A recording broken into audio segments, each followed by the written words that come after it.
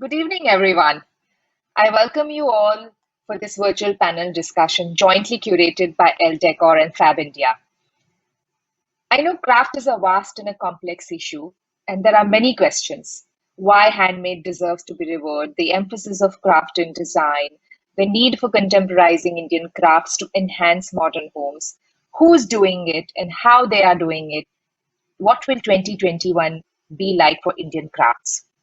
If there are two major factors that dominated the year 2020, they are uncertainty and hope. Uncertainty as to what the future may behold, and hope for a better tomorrow. Likewise, these factors have influenced the craft industry in India.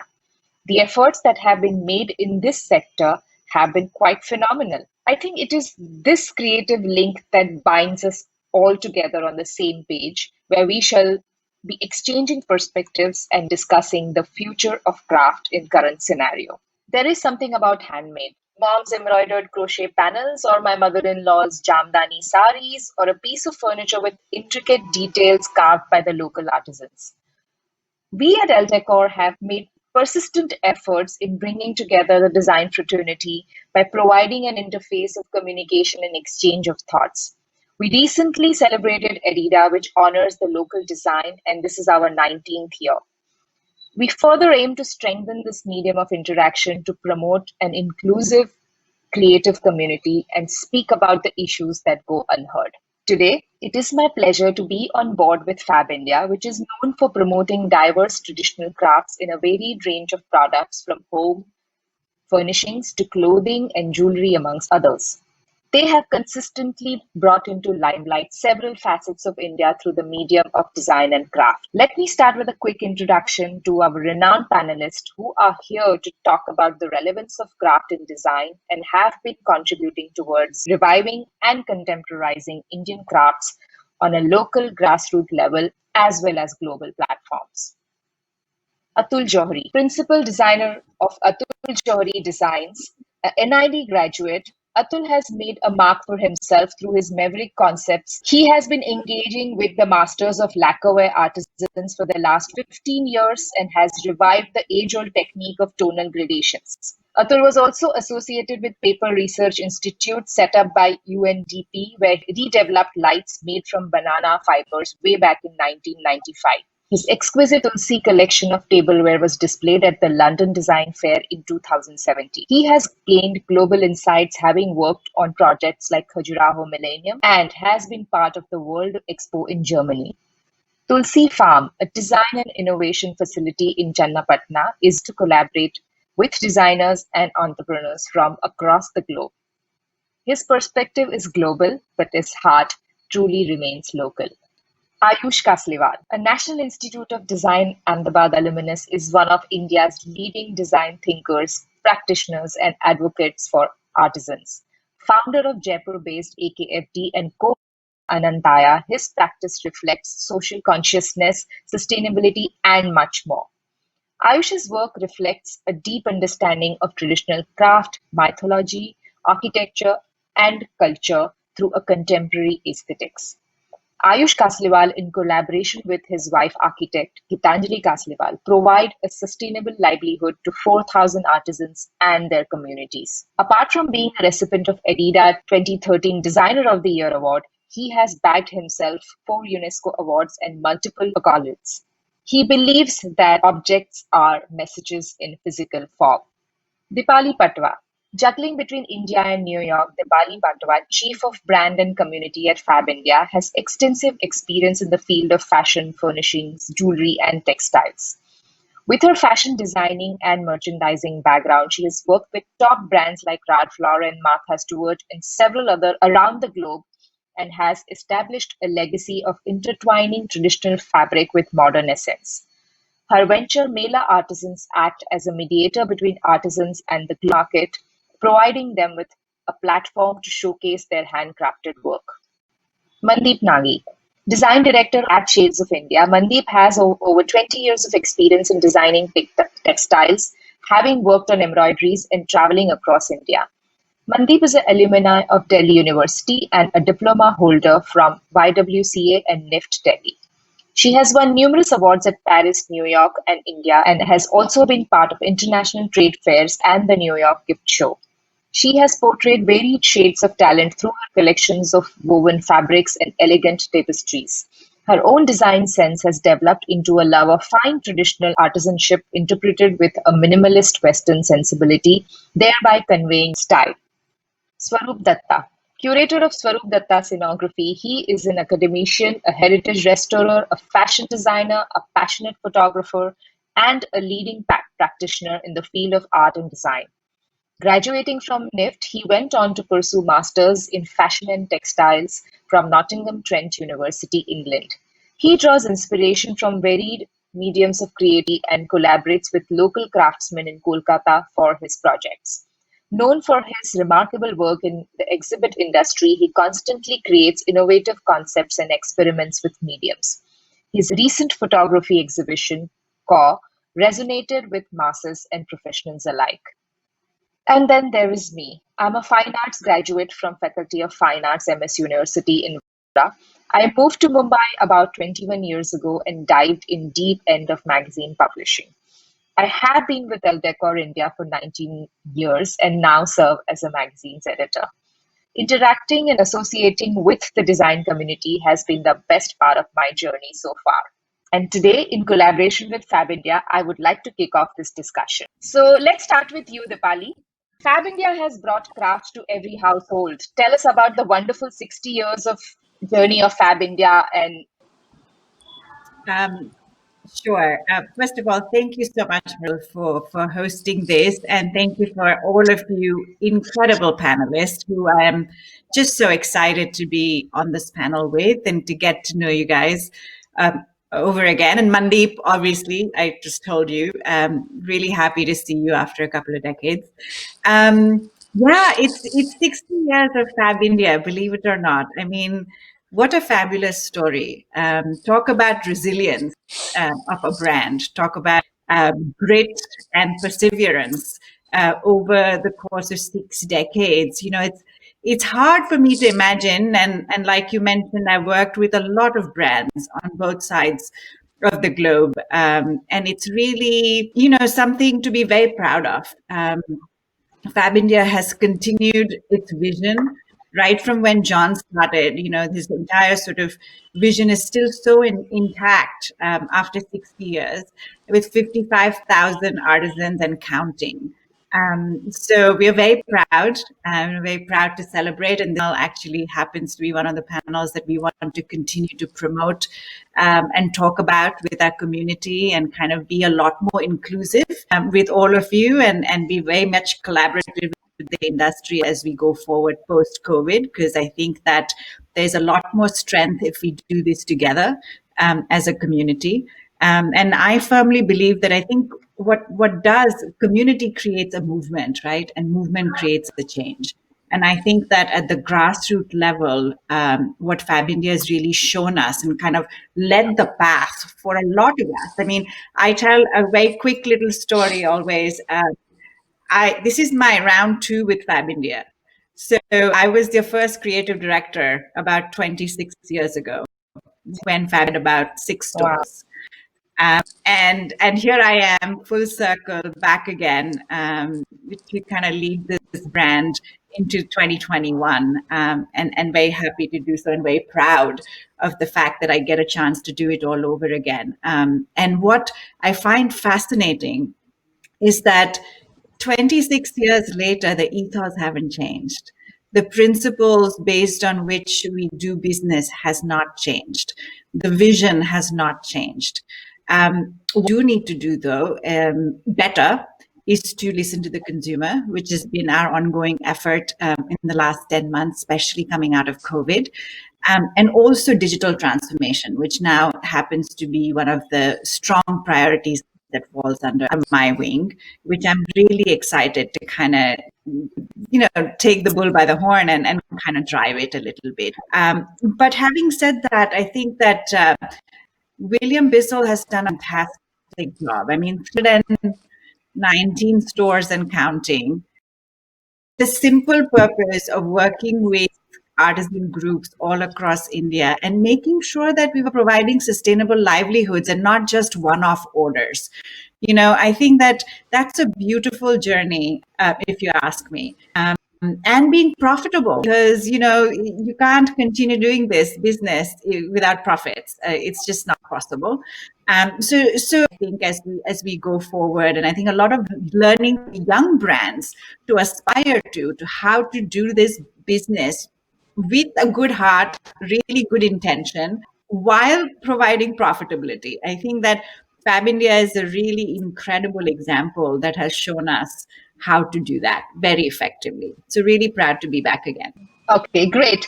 My next question is for Ayush and Swarup. So maybe Ayush can answer it first. What is the value of craft today and how is it perceived? The value of crafts is actually very, very deep. It is a material culture. So look at it like it's the vessel of a great drink. Until we contain what we have, our culture is the drink, so to say, and the vessel is all our crafts. We cannot separate the two from each other. Crafts also form a very strong common cultural identity that all of us have. It is not just in a traditional craft, but also the evolving crafts. As we interpret, culture is not something that is static, it is ever evolving. And along with the evolution, so do crafts evolve. And I think it is very crucial for us to look at not just the craft per se, but the number of people it employs. We are a land of 1.3 billion people. We all need stuff, we all need products. We all need to make products for ourselves. In that sense, crafts are a very strong part of our economy, just as much as they're a very strong part of our culture. They're a very, very vital component for us as a country. What Gandhiji said holds true today just as much as it did then. And the relevance of craft could never be less than what it is. We as a country have to have crafts, period. What it does for us, as a people, is it connects all of us on a common ground. Like when we all look at something as simple as a ghada, as a earthen pot, we all relate to it not as a craft object, but as something that is part of how we grew up. And I think that is really how we need to look at crafts as not just an object, but an identity that we have as a nation. Absolutely. Swarup, what are your thoughts?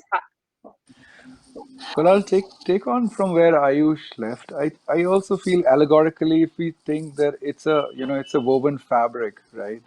And it's a continuous culture which has been there for so long, and it has survived and it has thrived. And so, isn't that amazing that we live in a country that you could just take one strand and then start weaving your own story and leave it for the posterity? I think that's amazing. No? I mean, I also teach craft history, to students, and I was telling them, like, look at the patronage of crafts and the epitome, and perfection that they reached. So, and the fact that it was being traded from here and to Europe, and it was such a rage from our pashminas to our jamdanis, to our muslins, to our patolas. I'm just only talking about the textile heritage. There is so much that we actually offered the world, and where are we heading? And I think we do have a role to play there between the designer and the artisan. Of course, the artisan was the designer. I feel that we are at a stage where they have sort of taken a back step, and the designer has kind of mitigated that space. And I feel that I think that kind of disconnect between its actual audience and what it's producing is something which I feel needs addressing. I feel that they need to be empowered to be able to cater to their audiences directly, and I think the designers should actually play a pivotal role in plugging that gap rather than coming in hierarchically. I also feel personally that I really loved the format of work. In my sort of formative years, I had gone to New Mexico, and I loved the way the artisans and the artists work together without literally any gap, and they constantly sort of they're filling in for each other and inspiring each other. And I love the way the vocabulary kind of, goes and kind of, there's a lovely cross current that, okay, so there's a studio potter and there's a traditional potter, and they work together, and their languages kind of influence each other. And I love that non-hierarchical, truly collaborative exchange that takes place. And I think we have immense possibility of that in this country. I feel that, that would really, if we kind of not take it in a sort of a hierarchical way, but look at it as true collaborations, there could be so much that we create together and we enrich each other. Wonderful. My next question is for you, Mandeep. What are the challenges that you faced post the lockdown? So, the lockdown, we do several verticals in our business, and the retail has been really badly affected. Whereas we found that exports were still going strong. We didn't have any cancellation. So, that way, we kind of survived.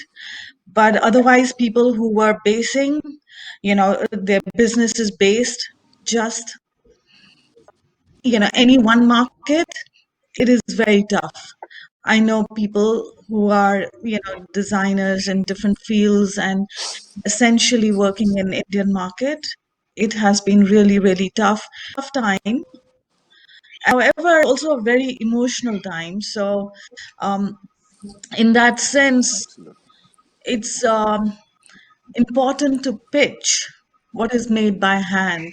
It's always been there. And I agree with Ayush that we're such a large country and an amazing potential, which nowhere in the world is present. But I'm going to be devil's advocate that we lack presentation skills. We lack Absolutely. skills to keep moving almost ahead of time. I think that what originally the shape and the design of craft was, with time, it got diluted, it got changed because of the nature of demand. Feel that there is a huge effort by people on this panel, for example, to bring it back to, to the front. And yet, if I talk about younger generation, like maybe my daughter, for her to understand craft, I need to move with her requirement. So there has to be connect between who's going to consume it, who's going to design, who's going to produce. It has to run parallel, and that's huge. It's always, you're fighting against time. Every 5 years the generation changes. You need to move really, really fast when you're in a business of craft. Yeah. So yeah, it's very to be associated with craft. I think we do it out of passion, all of us. It's not the easiest thing. We all know it. um, Yeah. there are a lot of ups and downs. It's our passion, and I think there are more and more who share this passion, which is a very positive sign. But we are still a long way to really make it a very strong part of our country, our economy, um, and international presence. International market can be so huge, but there's a long way. All right. Okay. Yeah, I know. I could see Mandeep when you were talking, three or four of us were just like pros because we resonated with what you just said when it came up, when Completely. you spoke about the passion. So my next Mm. question again is for Atul because he is in Chennapatna, which is away from Bangalore. Post COVID, there has been a change in city dynamics. So we've seen reverse migration happening. Will the craft benefit or lose out, Atul? What are your thoughts on this? In fact, on the contrary, COVID was a blessing for us, actually. Everybody was crying that, that COVID has crippled the economy and all that. But you know what? I mean, 10 years back, it's not today. 10 years back, I had decided that, work from home. So I set up a design facility at a farm where we develop prototyping and train new techniques to the artisans or learn from them. But all these guys, they were independently working in their own houses or units actually. Because I wanted, I'm not going to be the way I left paper up after 8 years. I'm not going to be here for rest of my life. So when I'm gone, at least they should continue this legacy actually. Only thing what they were missing was, they didn't see what was lost actually. And that is what I was looking at. They were told, the entire community, 5,000 artisans, they were told by the napkin ring export market when export used to come, 5 lakhs, 20 lakhs pieces used to come as an order. Napkin ring demanded uniform finished 5 lakhs pieces.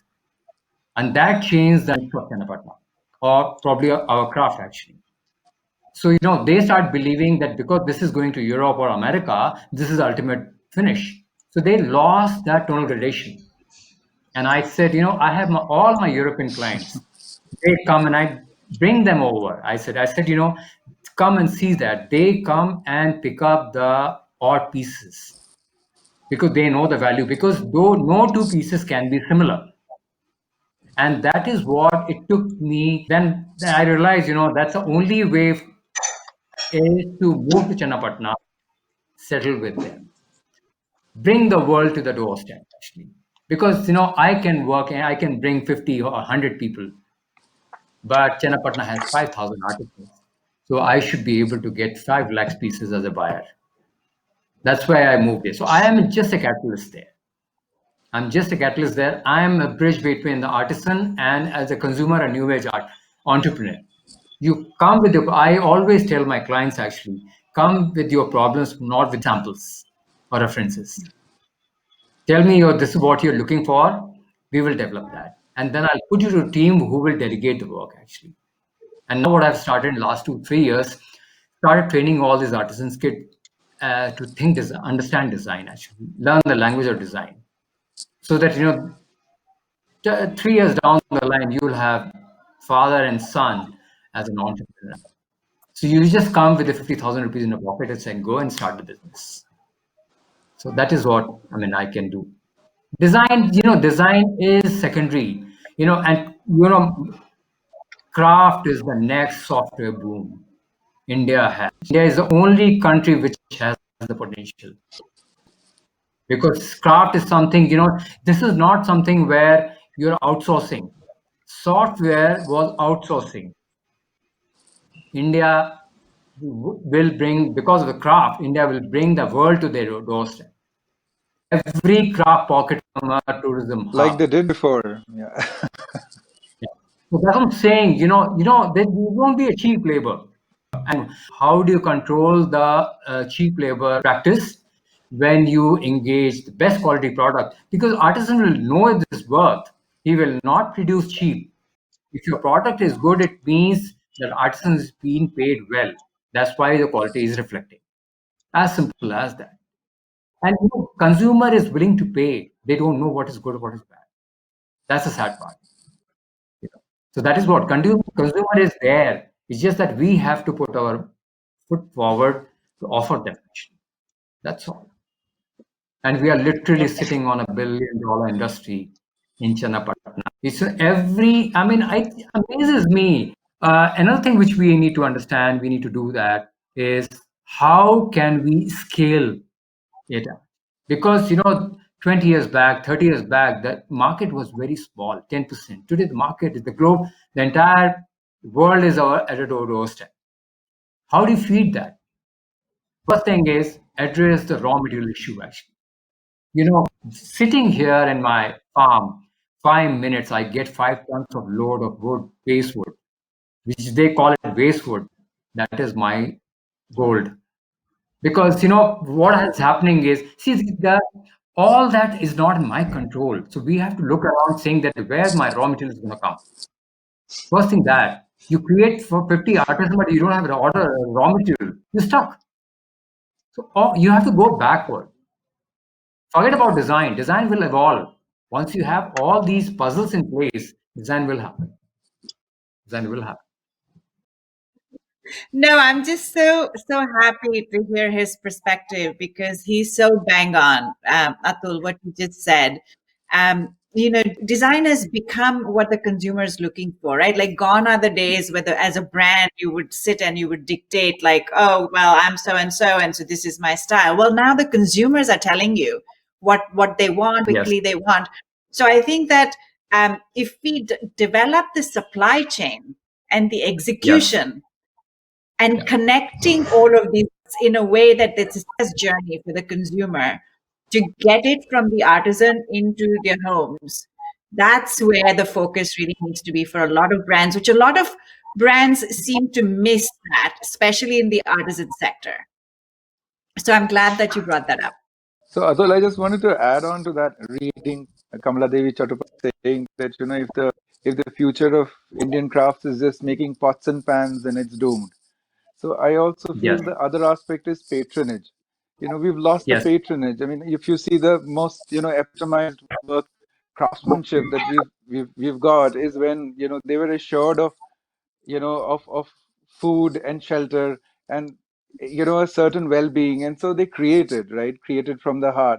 And of course the skills are there, but I think the fear of selling, not getting the wages also kind of weigh them down. And I feel we also need certain patronage now. And I think in India we have people now with enough resources in their pockets to sort of patron crafts where you could just say, please create, like, don't be afraid, like, create a lovely piece and we'll figure it out.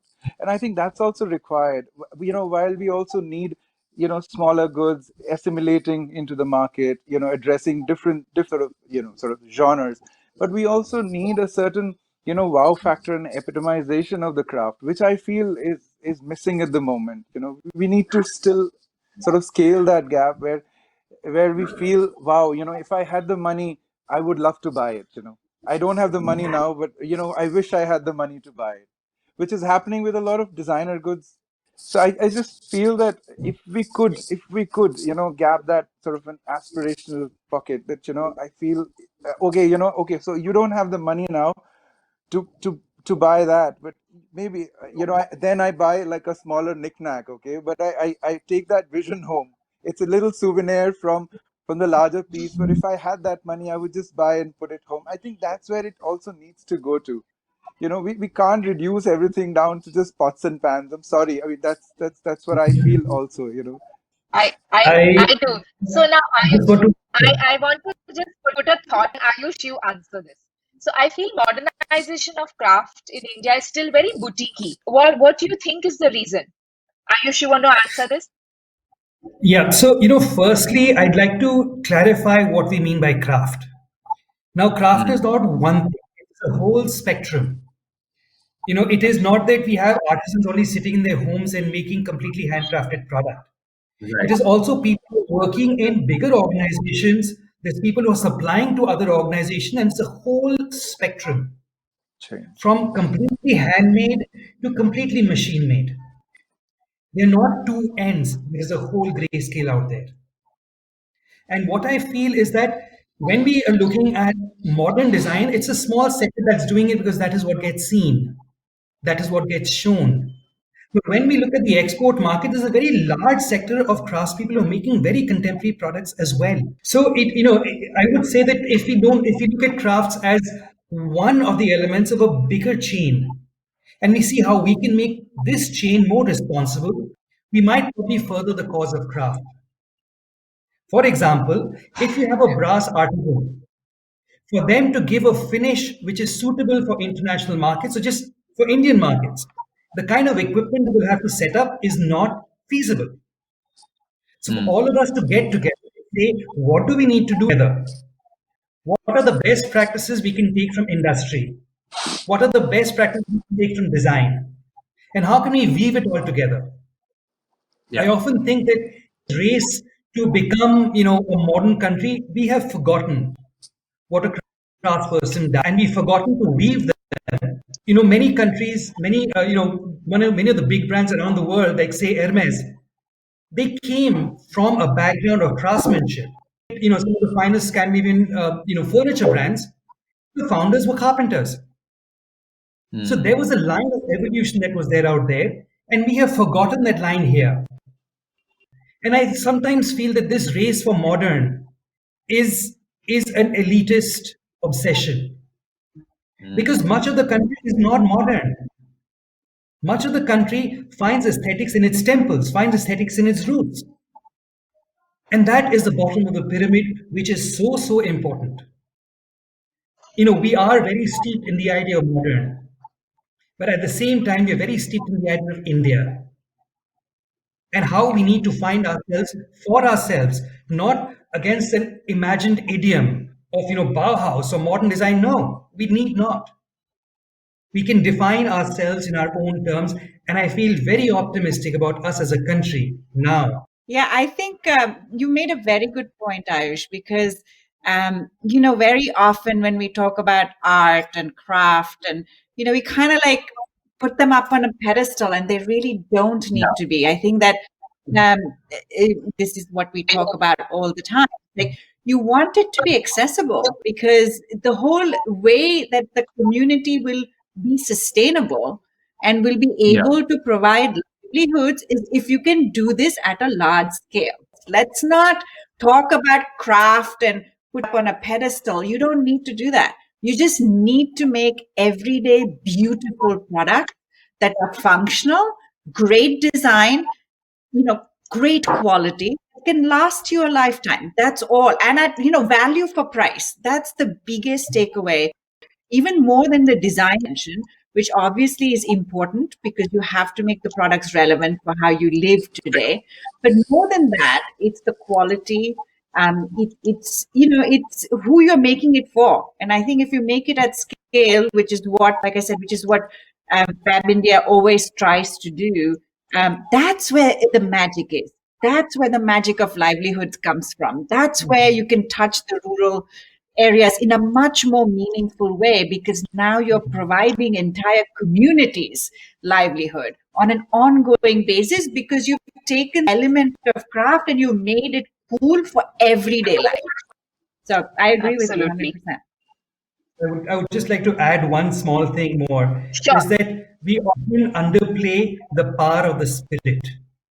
In our sort of in secular world, we forget that the biggest tourism that happens in the country is religious tourism. Our roots are in the spirit, and if we connect trust to the spirit, which was always connected, it was always connected. What are the redefinitions of spirit today? And we connected to that. So I think we cannot just sort of look at craft as a product. There has to be more. There always was more. How can we get that back? Khadi was the fabric of a nation. How can we get craft back to that center that we have as a country? But what's also fascinating that I find with the advent of social media, you get such real time insights. And my last 10 months have been sort of really working on social, on digital, to kind of really talk to the community and kind of understand their pain points, right? Coming out of COVID, with COVID, what have you. And the Gen Y and Gen Zs actually are looking for companies with purpose. They are looking for products with purpose. They want to connect with brands that have a purpose. So I strongly believe that for 2021 and beyond, considering that almost 63 to 65% of India's population is going to be under 35 years of age, which essentially is the Gen Y and Gen Z.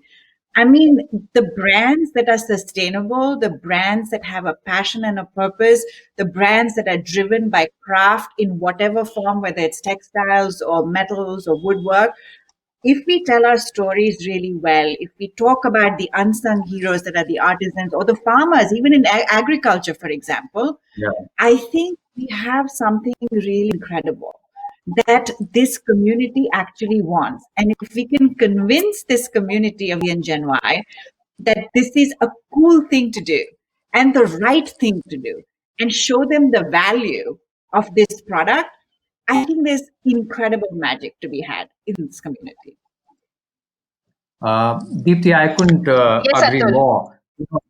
Just very recently, one of the companies when they approached me for corporate gifting, and the founders, they came to me and said, Atul, so I said, no, we don't want donations. We want work for the artisans, actually. Get the orders. So, they went back to the companies, and this was a very large financial company, and they had a huge budget. They refused. They said, we don't want handmade. They refused because that's the image they had in their mind. So these guys come back to me saying, Atul, can you develop two designs? We developed the two designs. Just seeing the image, they gave us 25 lakhs worth of order for 20 days. Can you believe Right. this? Brilliant. Yes, just That's image. right. And after that, they come back again. If you say it's Chenapatna, it's Ragrajpur, Orissa, or wherever it's coming from, then that is the reference. It should be there. Rest is all design. You should not buy product because I have seen at your place. It should touch my soul first. The moment I see I want this, hey, that product, you have done justice to that product. It will get the market. It'll get decides its future, actually. It's a big market. I'm Wonderful. saying, I am fortunate that I've given my 26 years on this, actually. I see my next life is going to begin now. Actually. This is what I feel, I wish I had more time to stay. Yeah. I would Sorry, invite Ayush, all you of wanted you. to say something? Yeah, no, I just wanted to add a little bit. Um, the we were talking about crafts and its relevance and all that. So today, like what all of us are talking about, the connection with the Gen Z and the younger people and all, the thing about crafts that we need to take forward and put forward out there is that not only is it a viable thing to do, but it's also a viable thing to make. Yes. till till we have younger people being able to make a single stitch, they will never really understand what the power of Completely a agree with you. is. Yeah. So to get the younger people to actually start making is very, very crucial as well. That is something that we'll also have to look at, within this eco space. Yeah, create Ayush, micro industries within the space, right? Like you rightly said.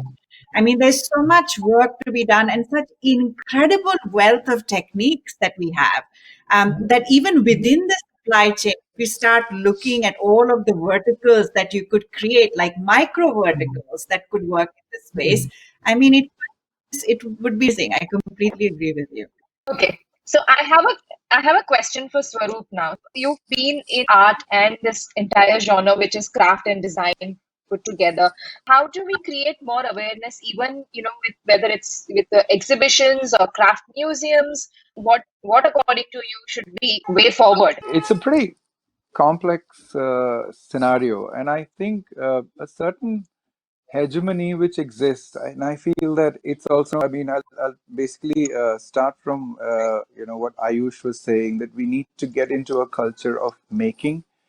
I feel that's so important because at the subconscious level, you've already created a certain hierarchy. And I feel exactly the same with, the hegemony that exists between, sort of arts and crafts, especially contemporary arts and crafts. As soon as you say, so if it's contemporary art versus indigenous art, and I think as soon as you say that, there is a complete hegemonic line that you draw. And I feel it's so colonial, its mindset that exists.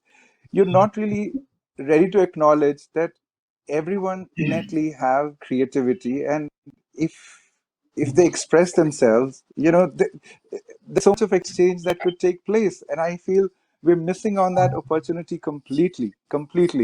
yeah. um, so that hegemonic line is so strong that if you want to do collaborative work with artisans, you're constantly categorized. Even if you see galleries, there are separate galleries who are looking at indigenous art as opposed to contemporary art. It almost is like if somebody puts a sort of an indigenous art in a contemporary art gallery, that then like there's a fall of grace, and I find that really really funny. Yeah. So I'm sorry, I'm just You know, kind of bringing the elephant No, into but you know, it's I the very would. So I just like to take off from there. Even I mean, this sort of this line exists even in design. That what you was talking about a designer and a maker. And reality is that until a designer knows how to make, they can never really design. absolutely. How Yes. would And designers often put themselves on this sort of great pedestal कि हम designer हैं. I yes. think it's Yes. hogwash. To be very Yes. honest. It is. And It we have so is. many makers around us. You walk around the street, there's a person who's making shoes. There's a person who's making jalebi. And all these guys are makers. So even within the world of craft, there is this हम craftsmen हैं, हम लोग बिजली का काम करते हैं. But there's this guy who's just sort of knocking rivets into a plate. So the very idea of craft itself, I think probably we are kind of keyed into drawing lines and segregating and layering and creating hierarchies, which I think is almost like a particularly Indian habit because we've always wanted to layer things to organize them in our minds.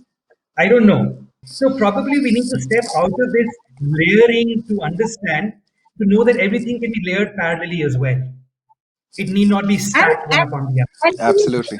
we have to evolve what we call as craft. We have to evolve our mindsets. We have to evolve how we use the word craft, how we use the word handmade. And I think that the more conversations like these happen and the more exposure kind of comes, but I think you're absolutely right. I think the mindset has to evolve around the word craft. Yes, in fact, I had a question where I wanted to ask, anybody can answer, is handmade word abused? Yes, Oh, that's what you yes. just took Yes. my words actually. Mrudul. I was saying the most abused term actually sustainable and handmade. My personal thought on this is that instead of looking at handmade or looking Yes, at handicraft, if we can instead say, is it made mindfully? yes, Because not everything can be made by hand. This phone cannot be made by hand, right? yes. But it can be made Absolutely. mindfully. And we can apply Mindful, principles of mindful making right? everywhere, Yeah. be it industrial, be it hand, everywhere. And integrity and honesty is central to that.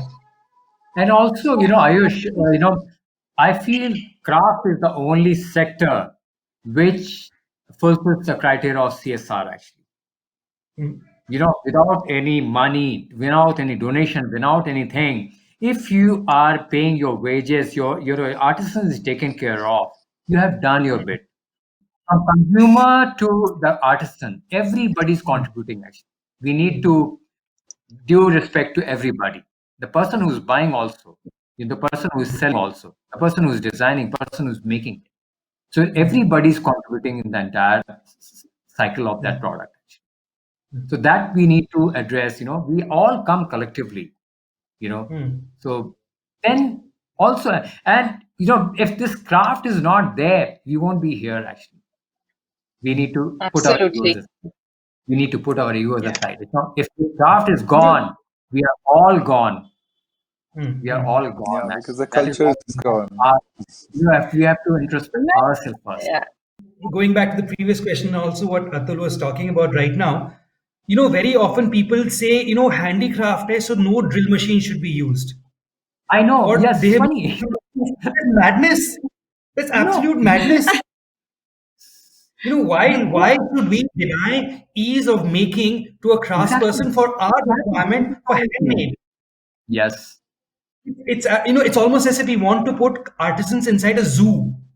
This is Yes. how they used to make it 1,000 years ago. Hey, that guy Right. has every right to evolve as much as we do. Exactly. This is exactly what I mean. I think that every time we use the word craft, it has to evolve. And I think that Yes. I honestly feel that it's our job to explain to the community storytelling through the Exactly. reasons behind why this has to evolve. Because honestly, on one hand, we're talking about impact, we're talking about scale. Well, scale can't happen if you don't have certain processes put in place to get that scale, to get that speed. And so there's absolutely nothing wrong if that craftsman Yes. figures out, however, the machine and whatever I had to do it. I think that's brilliant on his part if he's doing that, because that is what is going to give him scale. Evolvement of craft, mindfulness in design, and really providing sustainable livelihoods without slapping the word sustainability. Honestly, I mean, Yeah. when people slap the word sustainability, all these brands like, oh yeah, we're sustainable. What does that mean? I mean, are you going to continue food on the table for that artisan on an ongoing basis? To me, because you're playing the infinite game here. This is not a short-term game. So anybody, Yeah. any young entrepreneur who wants to work in the social enterprise or the social impact space, I mean, when they come and ask me, oh, we believe in this, and I'm like, I'm telling you now, it's not as glamorous. Number one. Number two, if you're doing it for a short term and looking for a short term exit, don't do it. You don't- Don't do it, because it's not a short game. It's a long term game. I honestly feel in 1 hour we like barely touched upon. Honestly, Yeah.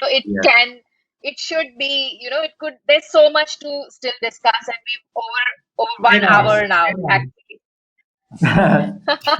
So, no, so I have a question open to everyone. So there are a lot of young followers and young designers who follow Elle Decor. What is it? What is it that each one of you would like to say to the young designer when it comes to craft and design? Can we start with Mandeep? For young designers, stick to it, follow Ayush footsteps. And I mean, I absolutely admire Swarup. Your contemporization of craft is amazing. I think there are such wonderful people already existing, and I think the younger generation should take a cue from that and take it forward, take it really beyond, because they have energy, they have all the ideas. Okay. True. Swarup, would you like to go next? Well, I would just like to say that, to all the young designers, please do things with your own hands. I think that's very, Mhm. very important. That's when you will value what the other person's offering. Number one, I feel, please go there, level-headed, go in to learn and not only to dictate what you think you could teach them, but just please go with an open mind for an exchange. And I think Yeah. if there could be that conversation, it'll be lovely. Yeah. And I'm Yes. sure some really fun things would come out of it, because, when we're free, when we're exchanging, good things happen. Yeah, Yeah. keeping it Atul? short. I mean, I would, yes, I would agree completely, because that's what I said. When I went to China 15 years back, I didn't know anything about what I've learned, what I brought back. I learned from these masters only. So what I did, what Absolutely. Thuru said, you have to put your ego at the doorstep, then enter. And then you have to bow your head saying that, teach Absolutely. me something. And they are the ones, we live with insecurity, but they don't. They will open their heart, their Beautiful. house, They do. everything. Absolutely. So you have to surrender yourself when you go to any artisan stores. Right. Yeah. So Before I I go just to wanted to Ayush, Swarup, yeah, Swarup, go ahead. Yeah, I just wanted to add something to what Atul was saying, that we also need to understand that they're human beings like us, and we need to yes, understand their temperaments. Like, yeah, I'll give you a small example. I worked with a set of Shola artisans who work in a factory kind of a format. So they are like sort of 9 to 5 people. You give them a work and they do it diligently in that format. But that's how they are. But I also worked with Dokra artisans who are absolutely temperamental. Like there was mm, one boy who I said, like, okay, let's make a horse today. He said, nahi, man nahi kar raha hai, aaj hathi banayenge.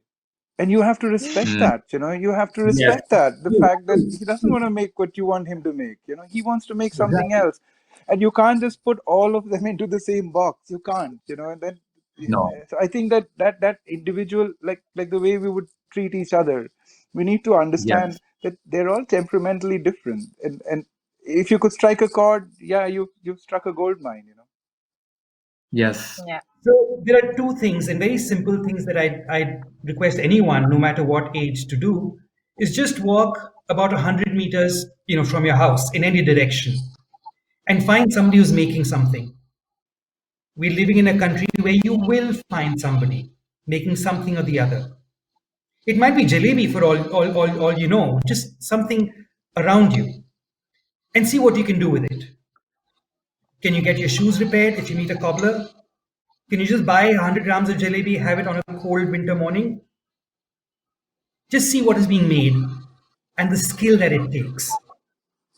We live in a country of absolute magic, a magic that is fading as we see. Yes. And that is a magic that all of us should together see how can we keep it with us. Very often, many of you might have seen that Willy Wonka's chocolate factory, Charlie Brown and the Chocolate Factory, right? I feel like Willy Wonka every day Every in day. Jaipur Yes. because there is Oh, wow. something Absolutely. magical happening all around us. And the other thing is, there's this incredible book by this German philosopher called Erich Fromm, and the book is called To Have or to Be.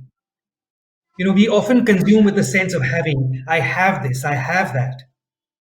But with a crafted product, can we be another person because of that product?